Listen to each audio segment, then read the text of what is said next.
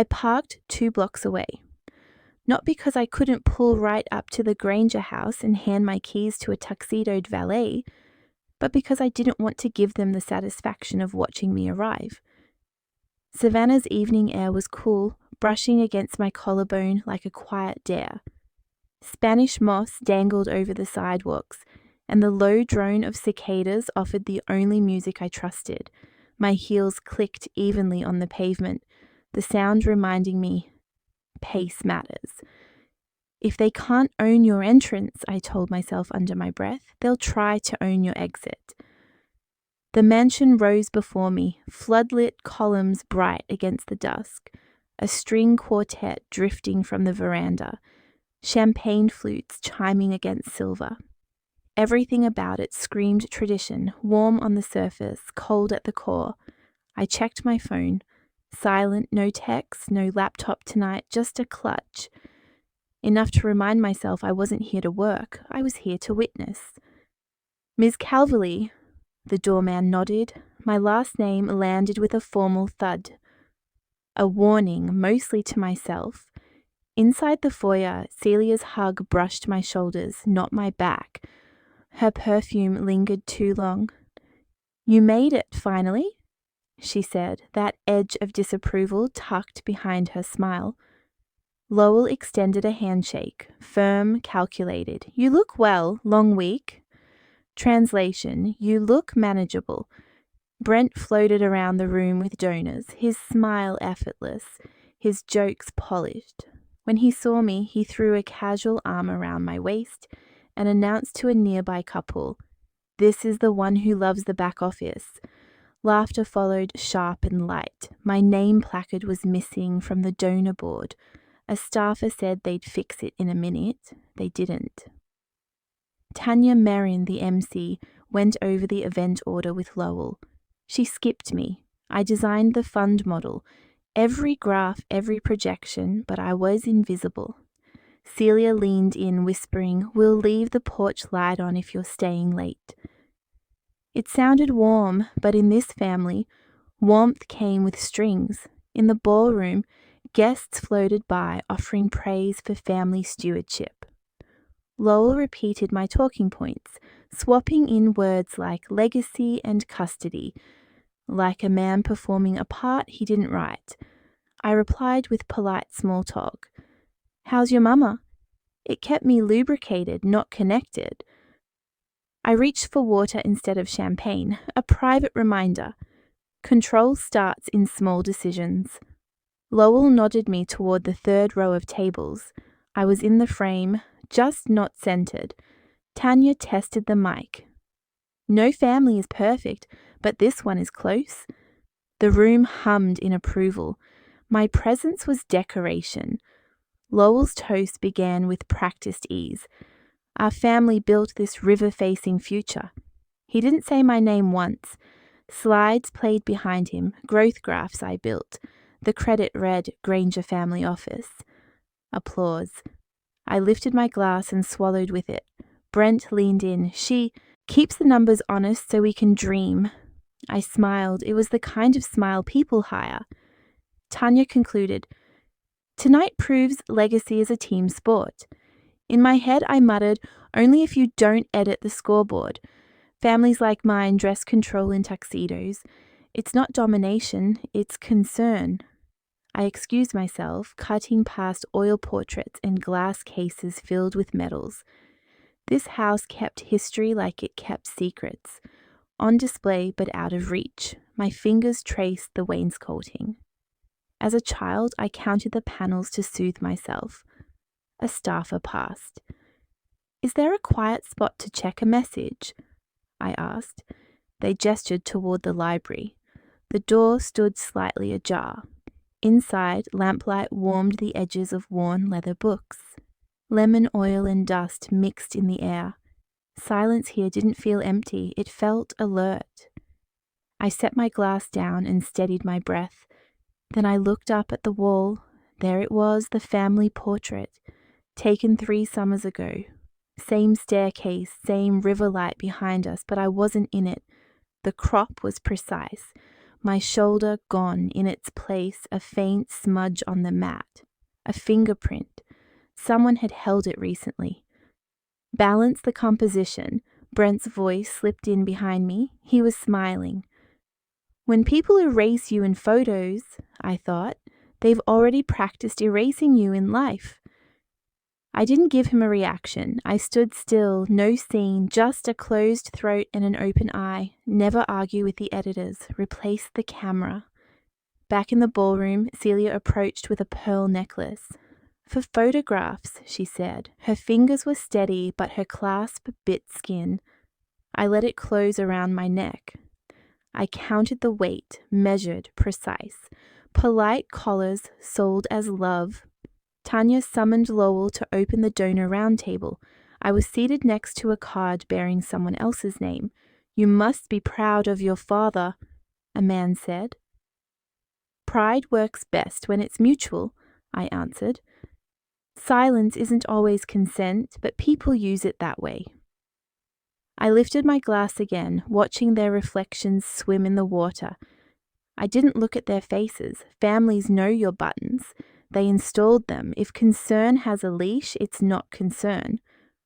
Older viewers understand this. Protecting your retirement starts by protecting your signature and your story. Never sign under fluorescent lights and applause. I stepped into the hall, away from the laughter, away from the clinking glasses. My hand found my phone. Face ID blinked once, then polite refusal. Access temporarily restricted. And that, more than applause, was the moment I knew. The moment I stepped into the corridor, I pulled up the banking app again. Face ID spun like it was thinking too long, then froze into that same message. Access temporarily restricted. I turned off Wi-Fi, tried cellular, same message. Please contact your account officer. Clean professional, the kind of phrase that hides a wall behind velvet rope. I took a screenshot out of habit, evidence first, emotions later, then slipped the phone back into my clutch. From the ballroom behind me, a wave of applause crested and faded. The quartet picked up again, strings floating as if nothing had cracked beneath the surface. I wasn't going back to the toasts, not until I knew who had pressed the button. I dialed the private banking line. The hold music was mercifully brief. After the security questions, a brisk assistant patched me through to Ophelia Drax, my account liaison, as they put it. Ms. Calverley, she said with a tone designed to sound steady but not apologetic. We've observed some governance changes related to the Granger Family Trust. Temporary holds are standard in these reviews. My funds are held in a personal entity, I replied. No encumbrance authorized. There's nothing to review. Ophelia paused. A trustee advisory flag was issued. That requires manual clearance by the morning team. I breathed through my teeth. Send me the originator in writing. I can send a courtesy email, she offered, but it may not include specific names. Here's a lesson I wish more people learned sooner. Convenience isn't control. Ask who can place the locks, not just who hands you the keys.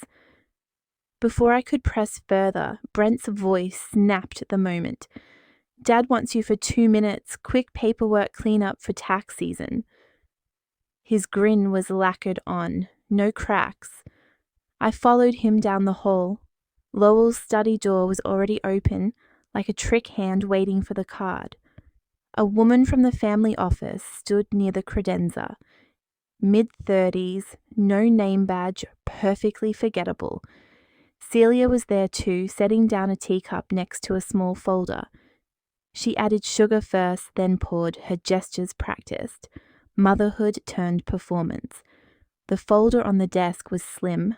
I didn't open it yet. The tab said just enough: consent, consolidation, successor advisory. I clocked the date stamps. Printed that day, not archival, not incidental. If someone brings urgency to a party, it's never for your benefit. Lowell straightened the folder and tapped the edge. Just a few standard updates, streamlining oversight. Sign here, here, and here. I opened the pages. Words jumped out like fish just under the surface. Irrevocable consent. Delegate authority. Automatic fiduciary sweeps. Who drafted this? I asked. The paralegal, blonde bob, flat voice, responded, family office best practices. I placed the pen down slowly. I don't sign irrevocable next to canapes. Lowell's smile pulled tight. We're protecting you. Protection with a trapdoor is custody, I said. I pulled out my phone and snapped a photo of the signature page, timestamp and all. The paralegal's hand twitched. Older viewers watching this might relate. Your signature is a key. If someone's rushing you to use it, ask what door they've already closed. Celia touched the edge of the folder like it was lace. Darling, legacy weighs more than you think. Brent chimed in from the sofa. She's the back office type. This is just more back office. I looked right at him. Who placed the advisory flag on Drax? Silence, then Lowell said, temporary measure. I want copies, I said. The paralegal slid forward a sheet of summaries, clipped neatly. I didn't touch them. Email the full PDFs, I said, or the folder leaves with me. Lowell raised his brow. No need to be dramatic. I smiled. I'm being documented. People love calling you difficult right before you prove them right. Celia's voice softened. Before you go, this is for you. She handed me a small velvet box. Your grandmother's pearls. Wear them when you sign. She would have wanted that. Inside, the strand looked flawless. Too flawless. The clasp was modern, the pearls heavier than memory allowed. Not wrong, just unfamiliar. They're beautiful, I said. I didn't say authentic. In chapter 1, she'd fastened a fake necklace. For the pictures. Now she was branding this as heirloom. It fit her. Illusion with sentiment folded in. Do you have an appraisal? I asked. She blinked. We don't appraise family. Love that won't verify is usually trying to buy your silence.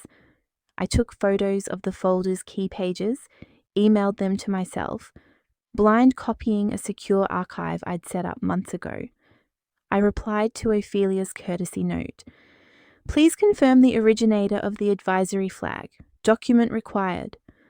Then I tucked the pearls back into the box and dropped it into my clutch. A future test, not a battle I'd fight now. The pen stayed on the folder. I stood. The air cooled the moment I stopped pretending to be warm. If you're over 60 and watching this, here's a rule that never goes out of style. Never sign anything when you're tired, hungry, or cornered. I walked back into the ballroom with my mask steady, eyes forward, steps even, nothing to give away. Families know your buttons. They installed them. What you permit, you promote. Hope is not a strategy. Documentation is, and when wealth is involved, the first thing stolen is usually your version of the story. My phone buzzed just as the music hit another swell. Trustee advisory update. Pending authorization. Overnight sweep paused. That wasn't a glitch. That was a warning. I woke before dawn, the room still dark except for the faint glow of my phone lighting up on the nightstand. More emails, each with the same polished sentence. Temporary hold remains in effect pending trust governance review. I didn't need to open all of them to know they were identical. That repetitive politeness felt deliberate, as if someone wanted to assure me this wasn't personal. It was. I brewed black coffee and leaned against the counter, reading every line twice, not for clarity, but for pattern. Words like governance change, trust liaison, and custodial review kept surfacing. I opened my banking app again and attempted a simple $100 transfer, something trivial. Declined, authorization restricted. I took another screenshot. Evidence had to be layered, not emotional.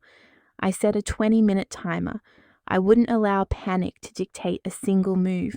Older folks often say systems are fair if you follow the rules. They're wrong. Systems obey the hand that writes the rules. By the time the sun edged through the blinds, I was on the phone with the bank's private line. Verification phrases, birth date, last transaction, all confirmed. I need the originator of the advisory flag, I said. The compliance representative exhaled through her nose, trained to remain calm. I'm unable to comment on supervisory reviews. I asked for the policy citation backing the hold. She hesitated. There wasn't one she could give. I'll request an email with what can be disclosed. That was exactly what I expected. Silence, dressed in procedure. I gave her a final line. Until I remove consent, there is none. Then I hung up first. I needed someone outside the family, someone unshaken by sentiment. I texted Dean one word. Coffee? He replied, now. That was it. No performances. Forsyth Park was still waking when I arrived. Spanish moss draped from the oaks like long, tired beards, silent witnesses to countless private reckonings. Dean was already seated with his back to the fountain.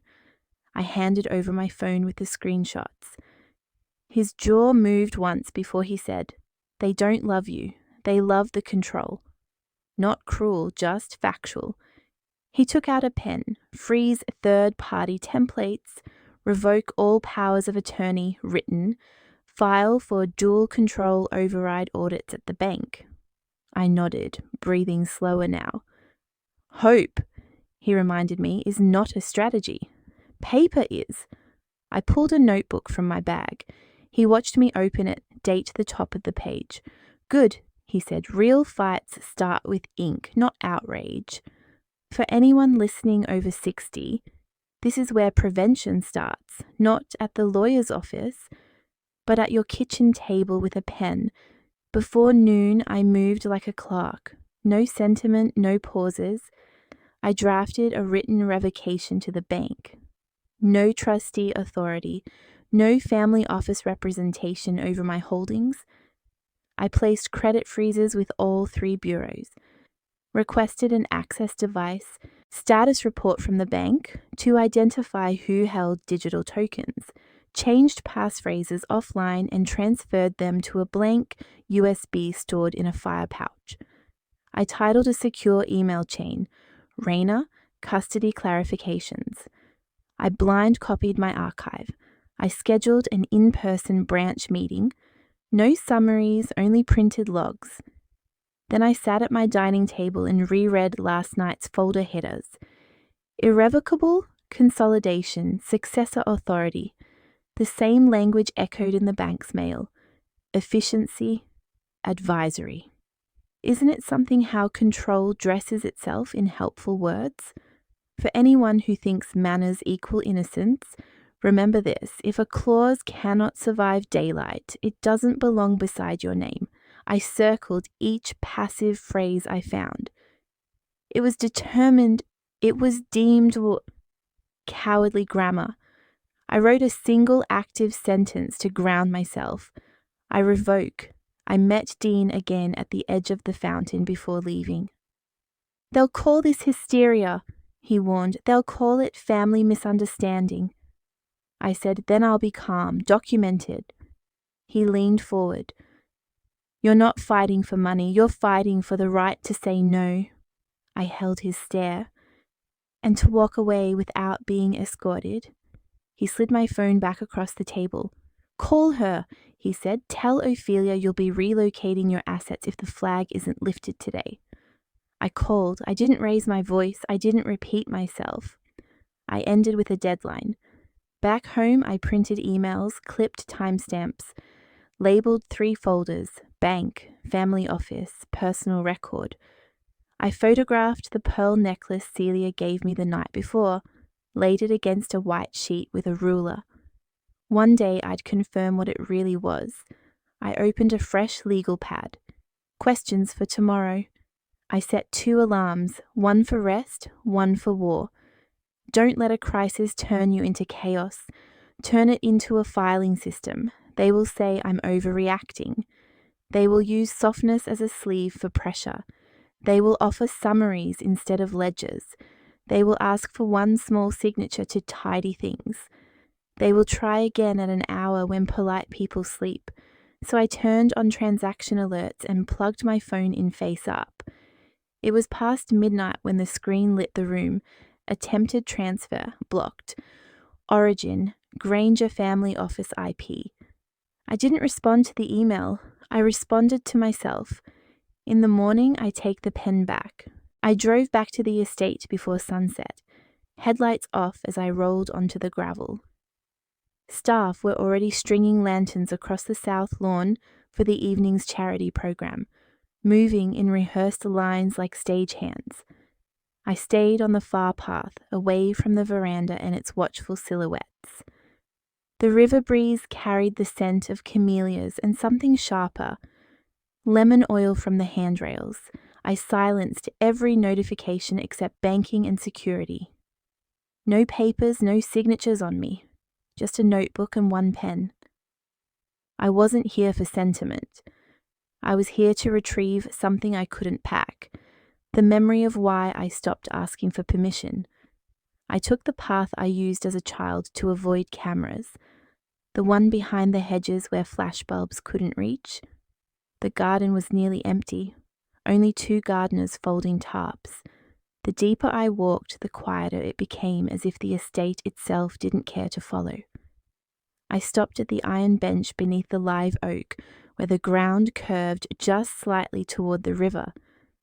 My grandfather called it the thinking chair. He used to say, "They'll try to own your yes first, then your no. Guard both." I sat, listening to branches shift like whispers.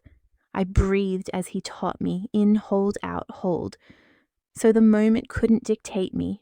I opened my notebook and wrote one line. My money is my signature is my name. In this country, a name can build or bury a life. I wouldn't let mine be spoken only when convenient. I didn't stay long. Gardens don't solve anything. They steady you so you can solve it yourself. I stood and practiced sentences aloud. Quiet but firm. Email it. I'll review it. Not today. No arguments, no explanations, just phrases with doors closed. I texted Dean, Telfair at 7. If I'm not out by 9, call. His reply was a single check mark. I checked the pearl strands still in my clutch. Not around my neck. Not tonight. I took the side exit, avoiding the kitchen door where Celia liked to appear for private chats. The Telfair pavilion buzzed with evening polish when I arrived.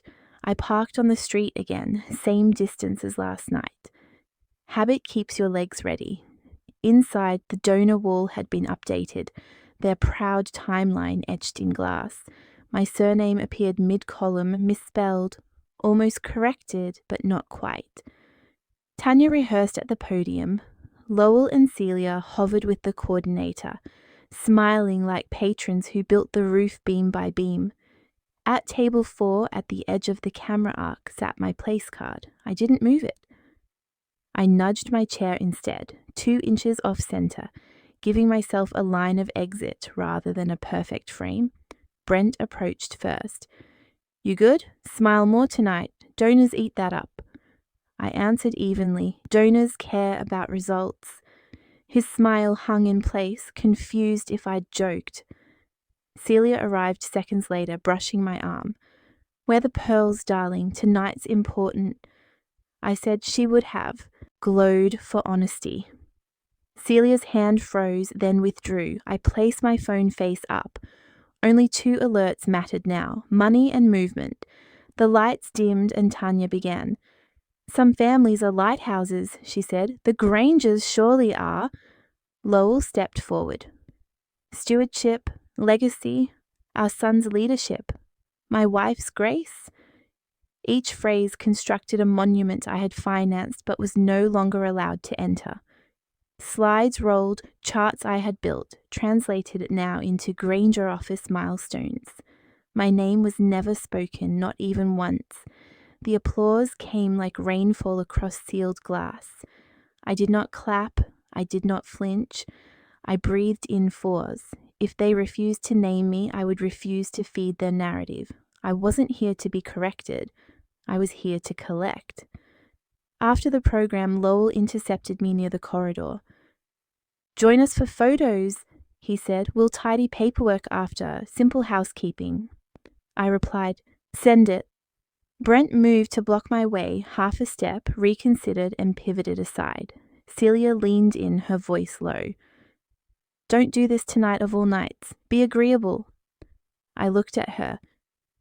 "Agreement requires consent." A passing guest hesitated, then walked faster. Tanya appeared, earnest. "You were such a sport tonight." I answered, "You gave them a microphone, and silence can speak too." Then I stepped into the night air before another script could be handed to me. Out on the street, the cold returned honesty.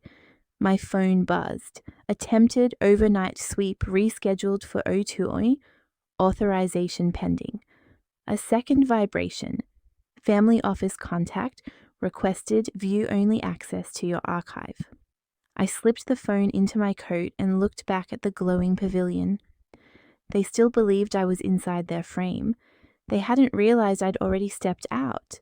I stayed awake past midnight, eyes red from scanning every document I could access. I cross-checked every alias on my accounts, set dual alerts on all transfers, archived each recent statement. I froze any sweep rules, built an encrypted folder of key files, drafted a revocation of override rights I'd deliver with evidence, drank water instead of sleeping.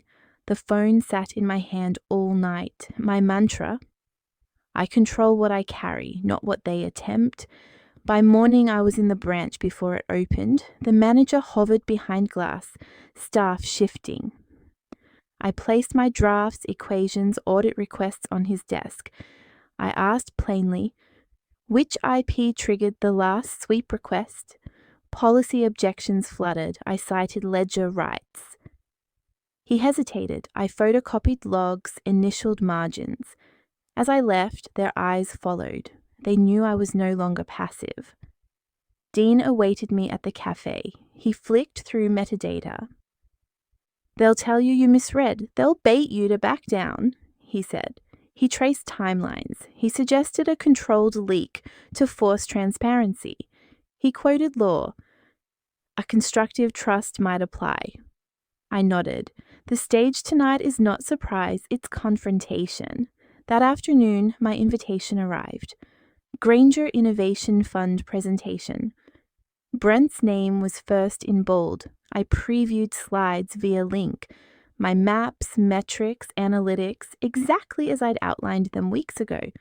The file history, edited last by B. Granger. I texted Dean, S9 happening tonight. They weren't hiding the theft, they were parading it. At 6, I dressed in neutral blue. Pearls stayed hidden. I walked past the donor wall. My surname still misspelled. I sat in the aisle seat, easy exit path chosen. Tanya paced. Brent greeted guests. I closed my eyes, breathed grandfather's rhythm. In, hold, out, hold.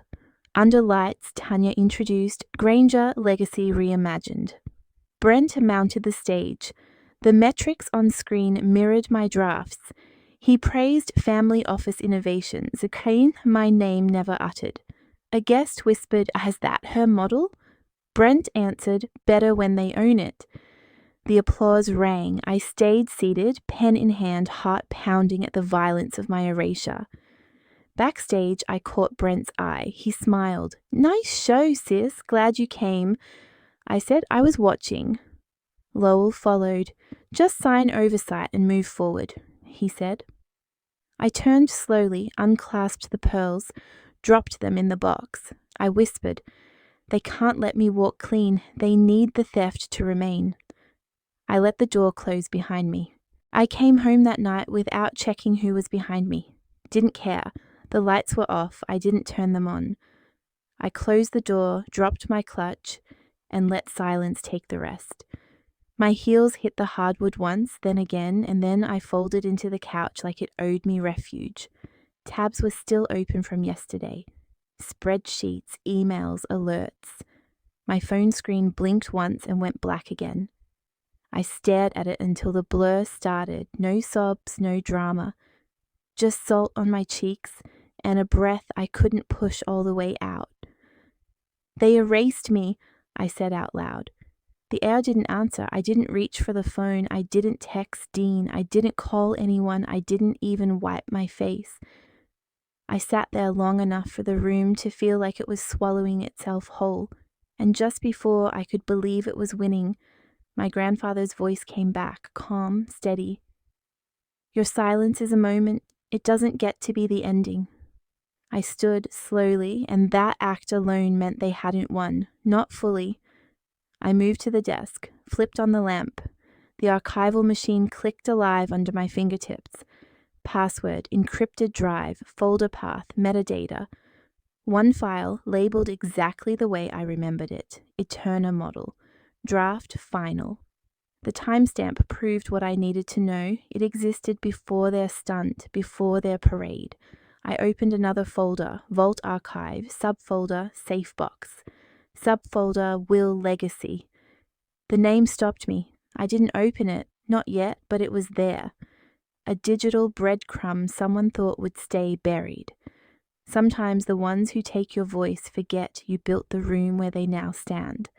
At 3:12 a.m., I called Jerome Pike. Straight to voicemail, I didn't mind. Jerome, it's Raina. I'd like access to Walter Calverley's vault records. Tomorrow, I'll bring ID, printed agenda, chain of custody. Please make it private. He didn't reply. Not that night. But I didn't need confirmation to prepare. I printed everything, organized every timestamp, every file path. Labeled my folio like I'd be explaining it to a jury. I made sure the pearl clasp was still in the velvet box, closed, untouched. I didn't sleep so much as I let my body shut down for 90 minutes. That was enough. By the time sunlight pushed through the blinds, I'd already mapped out the vault floor from memory. My dress was chosen. My resolve dressed itself.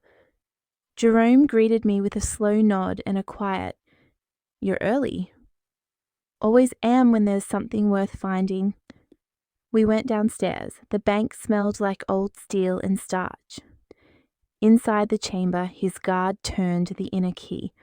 What opened wasn't loud, but it might as well have echoed like a verdict. A thin leather folio, labeled by hand. Calverley Bequest. I opened it with the care of someone touching the last breath of someone they loved. The original will was there, his signature, my name, a clause in red ink. Control consent revoked upon. Evidence of coercion. Next to it, a sealed envelope. To Raina, should they ever obscure your name. I didn't cry. There wasn't space left to. Not in that room, not in front of them. I nodded once, folded the documents back in, and closed the folio. Locked, I walked, out through the streets, down to the path. The same one, the same bench. The garden didn't look different. It just felt like it recognized me again. I sat and broke the seal. The letter was short. Your freedom is your name. Keep signing, keep walking, and if they ever make you feel small, remember who taught you how to write. I didn't just read it, I breathed it. I remembered my first signature, barely legible but all mine. I remembered how it felt to put it on a scholarship letter, a lease, a check, a company, and now on this, my own legacy, reclaimed. I signed the folder copy for my records. My name first, my consent, unborrowed. No witness but the Oaks. Later, back at the loft, I documented everything, photographed the vault interior, letter, will, sealed copy in triplicate. Scanned version went to Dean, Jerome, and one to my media legal. No press yet, but I had the trigger prepped. The pearls stayed in the box. The dress was hung for tomorrow, and the only sound was the whisper of a backup drive, spinning one more copy into place.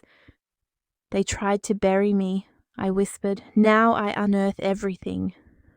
That night, as I sent the last file, a line formed behind my eyes like breath on a mirror. Sometimes the vault holds more truth than the courtroom. Safety isn't silence. Safety is knowing when to speak. Legacies are paper. Names carry the ink of justice. Don't just find the proof. Be it. The night air pressed quiet against the window as my phone lit up.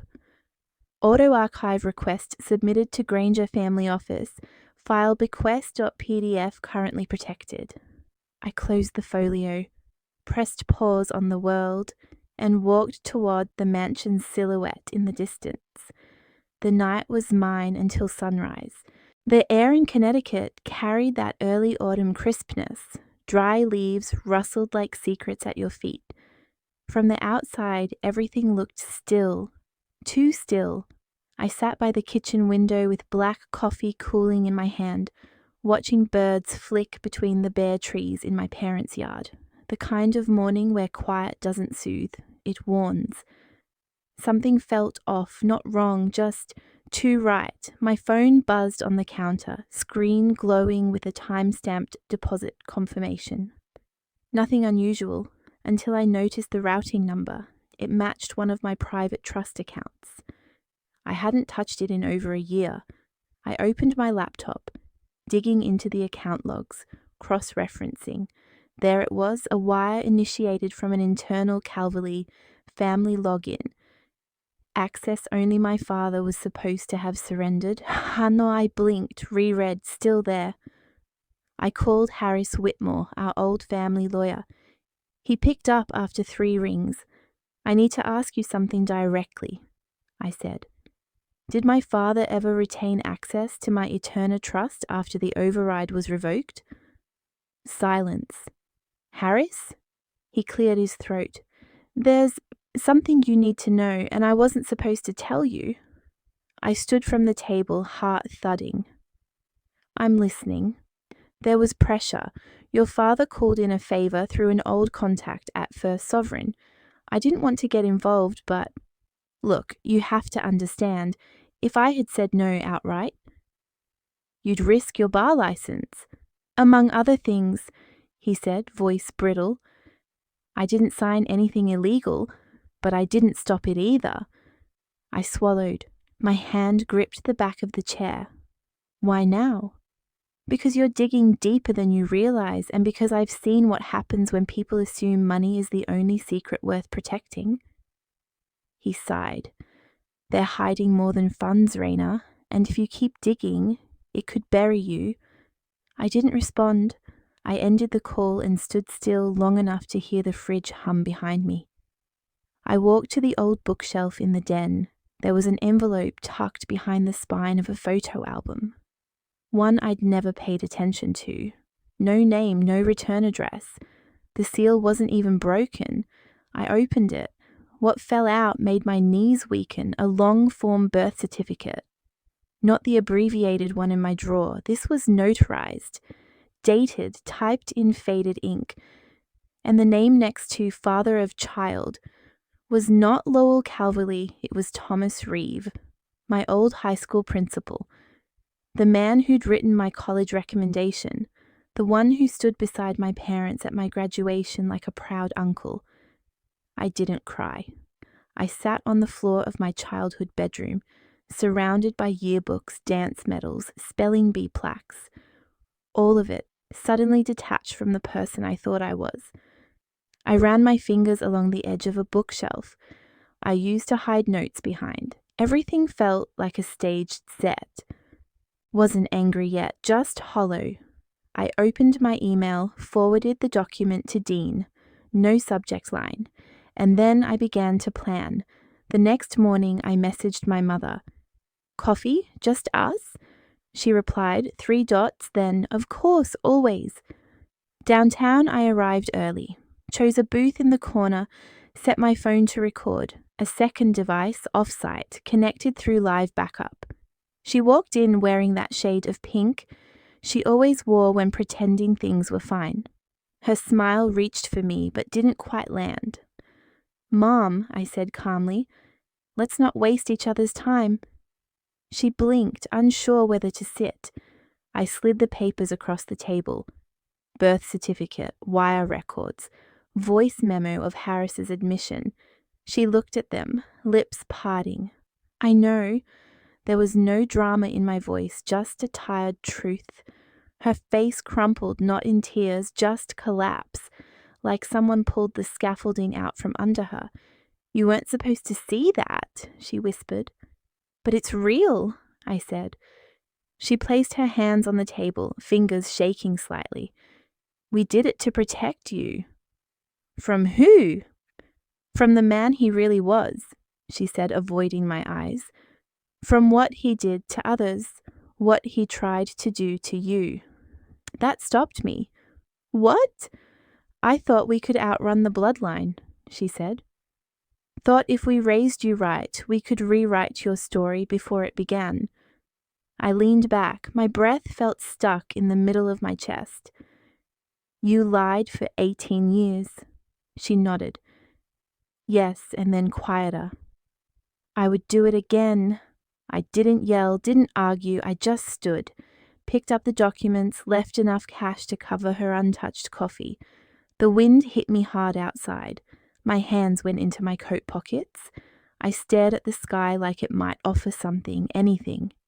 Every lie had a purpose, I murmured, but every purpose has its cost. By the time I reached the parking lot, my phone buzzed.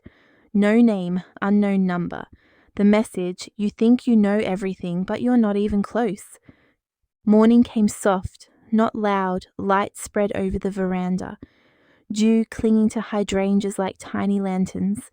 I slipped outside with the vault folio in one hand, coffee in the other. The porch light glowed faintly, half in shadow, half in fold. I paused at the step. They left it on, for me, or assumed I'd never leave. I felt the weight of that thought, then steadied it. No more hiding. Ruth Ann appeared from the shrubs before I could call her name. She held a worn ledger, its edges dog-eared, decades of pages inside. She watched me and then said with quiet dignity, I saw your signatures change. I watched them cross out your name. She gave no apology, only truth. I asked why she stayed silent. She said she feared losing her home. She said she feared losing me. Her voice cracked, but the ledger she held was steady. She had kept truth alive in silence too long. I walked back into the house, folio in hand. Lowell and Celia stood framed in the doorway, Brent behind them. I laid the folio on the polished dining table. Their faces were masks shifting in light. I spoke. You stole my name, my work, my voice. This ends here. I didn't shout. They listened. Shock, anger, disbelief stirred across their features. I read aloud lines from the Will and Ruth Ann's ledger, not for show, but for proof. Lowell tried to argue. I countered with calm steel. Strategy without consent is theft. Brent objected. It was family strategy. I cut in. You don't own strategy. You obeyed a theft. Celia reached toward me. My hand stayed rigid. I signaled staff behind me. The foyer screens flicked. Recorded vault documents, ledger pages displayed. Cameras flashed, donors whispered. Their stage turned into exposure. You lost control, I said. Not me. I stepped outside. The porch light still glowed. I flipped it off and then on. My fingers pressed the switch. I owned that moment. The glow spilled across steps, over garden paths. I inhaled the river air, the house behind me quiet. I whispered, freedom isn't revenge, it's walking away without a sound. I left the light on, for me. I gathered my documents, slid them into a secure case. I typed to Dean, it's done.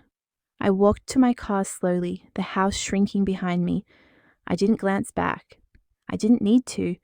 They still live in that house. I now live in my life. You never needed their permission to exist, I told myself. A legacy forged from silence is fragile.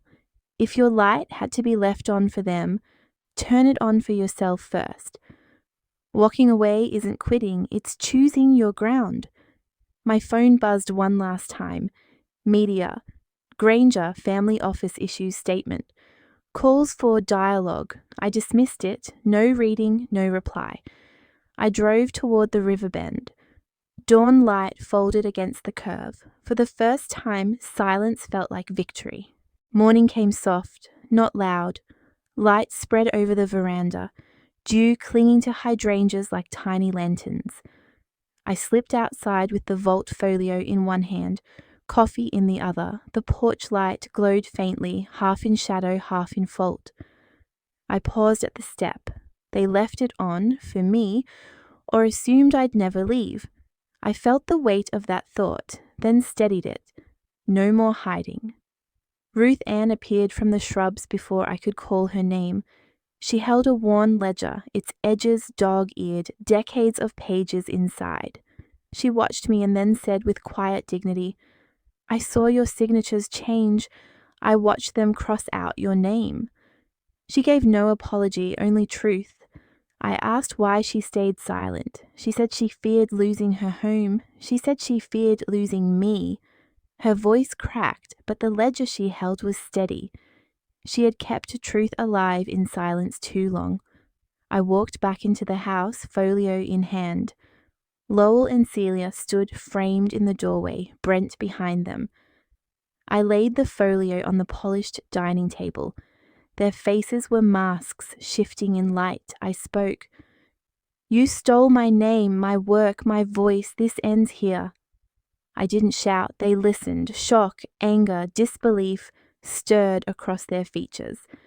I read aloud lines from the will and Ruth Ann's ledger, not for show, but for proof. Lowell tried to argue. I countered with calm steel. "Strategy without consent is theft." Brent objected. "It was family strategy." I cut in. "You don't own strategy. You obeyed a theft."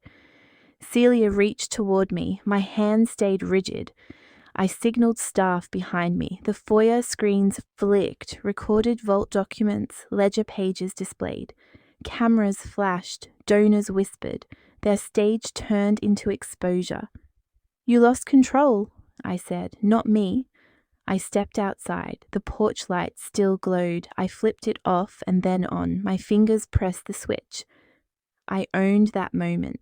The glow spilled across steps, over garden paths. I inhaled the river air. The house behind me quiet. I whispered, "Freedom isn't revenge, it's walking away without a sound." I left the light on. For me, I gathered my documents, slid them into a secure case. I typed to Dean, "It's done."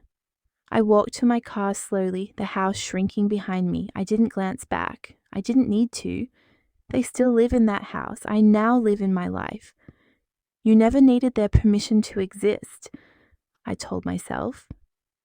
A legacy forged from silence is fragile. If your light had to be left on for them, turn it on for yourself first.